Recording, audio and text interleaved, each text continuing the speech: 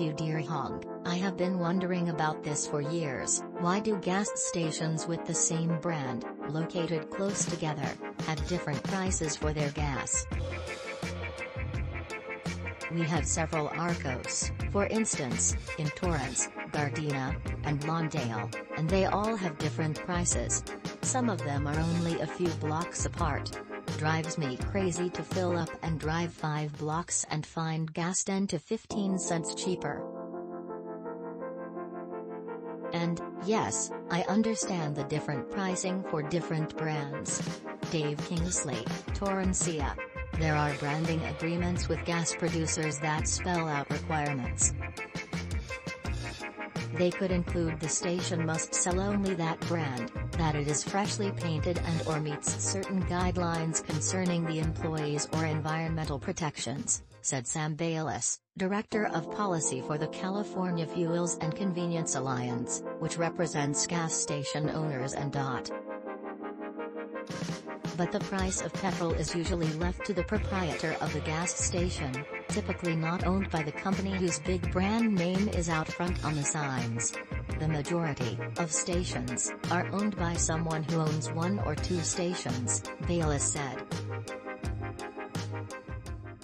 You're free to sell it for $100 a gallon, but you won't sell that lot of it.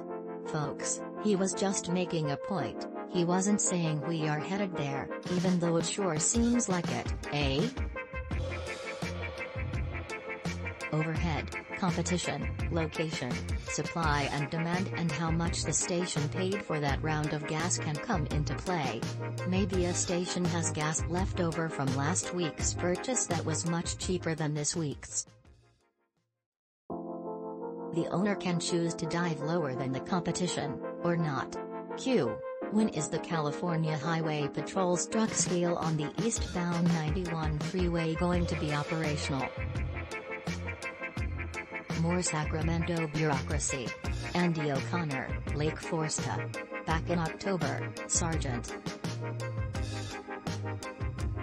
Kenny Hagerman, who oversees operations at the two-way stations there in Anaheim Hills for the California Highway Patrol, told Honk he was hoping that the eastbound one would open up by December 1st.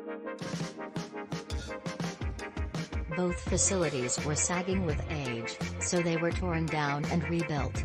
Caltrans, which is responsible for handing the completed way stations over to the CHP, has had problems reopening the eastbound station, which closed in February 2020. Meanwhile, the westbound way station, which closed in late 2018, reopened this past June.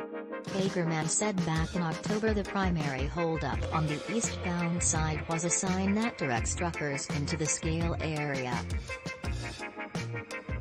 The original company that was to manufacture it was a victim of the pandemic, and a different company stepped in to make it. Also, the mounting for the sign apparently rusted and needed to be taken care of.